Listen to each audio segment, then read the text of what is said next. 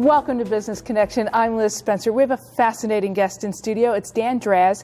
He's also known as Detective Dan. Welcome to the show. Thank you. Tell me about Detective Dan. Detective Dan is a persona I created specifically to try and educate the American public and help make them more aware of the fast-paced crimes and safety issues and problems that are happening in America so that we can be more prepared to protect ourselves long term.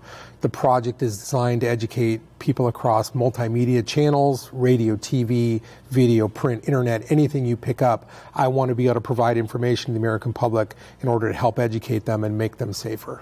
Did this come out of your business and your expertise in fraud solution? Yeah, absolutely. I've seen so much fraud. I've seen so many crimes. I've interacted with so many federal law enforcement agencies. When I was in grad school, a lot of the research I did really pointed to the fact that we have a real deficiency in terms of how do we educate people? How do we tell them what the problems are? How do we get that word out? And there was really no concerted entity whose sole purpose was to serve in that capacity. And I decided to pick up the torch and really try and carry that across America to make us better prepared to deal with all these issues. Well, I think it's a super idea. I think Detective Dan is a very warm and engaging and friendly persona, but he has a very serious message. And in this time of all the high internet and cyber security, I think he's much needed. Yeah, there's definitely a need. We have an incredible void in this space. We have people being victimized daily, losing money, losing life savings, having their children be exposed to a variety of criminal acts and elements.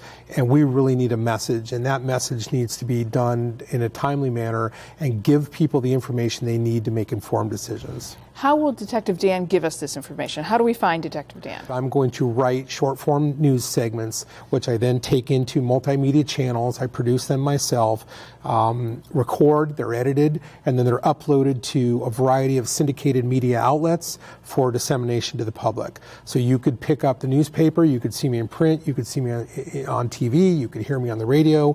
We're going to try and distribute across all channels because that's what we think is going to be effective to carry the message. And these are done in little 60 seconds to maybe 2-minute little news nuggets or little Detective Dan nuggets that talk on a variety of topics? Yes, we have currently about 200 topics that we've identified, which we think are subject matters the public needs to know about. However, every day something's changing. It's changing very rapidly. So we have an unlimited amount of content with which to take to the American public, and that's the good news. It'll never get old. It's always fresh, and we always have something that we can take to them that's fairly live from something that happened recently.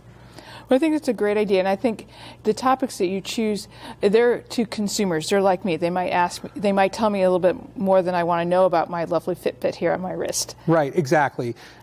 We've identified a lot of places where there are vulnerabilities for parents, for our parents, for senior citizens, for people of all age bracket, and the technology is a big challenge. That's a place where we just want that hip new wearable, but we don't give any consideration to what it does or how it does it or what the security concerns are. I'm looking at that in a forward-thinking manner and trying to help the public deal with those issues. Technology is a part of it, but there's a lot of other sort of old-school crimes and frauds that we need to help people with as well. Well, and I think it's great that you're doing this as Detective Dan because we recognize that detective as an authority figure, as somebody that has the expertise, and it might be and by putting your first name in there, something that will be friendly and will engage to. And your goal is to get us a little bit of education and then have us think about what our next steps are. Yeah, really, it's here's the problem and here's the solution. It's a problem-solution equation. It's one thing to tell people there's a problem but not give them a solution. I want to say in these segments, hey, did you know? Here's a problem. Here's what's going on. Think about these things. And then, hey, here's a solution. And lastly, for more information, come back to us because we're going to try and put more value-added resources on the website for the public. That's great. Now, you also do speaking events too, that you will come speak to large groups, and I think that's great to give us both education, whether it be a business environment or a larger college venue or anything. Right. We have designed presentations for both businesses and the things that the businesses need to know, as well as the public, individual audience members, what you need to do personally. And so we've segmented that out because we know that there are different populations of the people that have different needs and what they need to know and hear and find out about. So we're really targeting business audiences on one hand and the public on the other hand, in groups that where they would congregate to give them that information. Well, I think that's great. I think you have a lovely way around you, so I bet you really engage with that audience. Part of the challenge is being personable and outgoing and not being a stuffed suit, right? You have to be entertaining, you have to give them real life examples, you have to tell them stories that they can relate to, or things that they need to know, like, hey, yesterday I was at the gas pump and this is what happened. Everyday occurrences that everybody can relate to, and that's what I want to drive, because that's where the crimes are occurring. And why did you want to do this? I mean, you have your own professional business for the business. Why do you feel this need so strongly? I just felt that this was a torch that someone needed to pick up and carry, and no one was doing it. We have a lot of fragmented efforts, but no one is really leading the way to educate the American public. And I decided that this was a cause that I needed to pick up and to try and help people so that less people were victimized by all these bad acts that are going on right now. Well, I think you're really clever that you're doing it in a way across the media platforms that you're going to reach the entire population. Yeah, and that's the goal. It's from small towns to big cities, from large groups of people to small groups of people. It really affects everyone, and I really wanted to create a scenario where I could reach everyone, no matter what demographic or population or age group they're in. This affects all people, all Americans, all people across the globe, in fact. So there will be a global spin to this as well.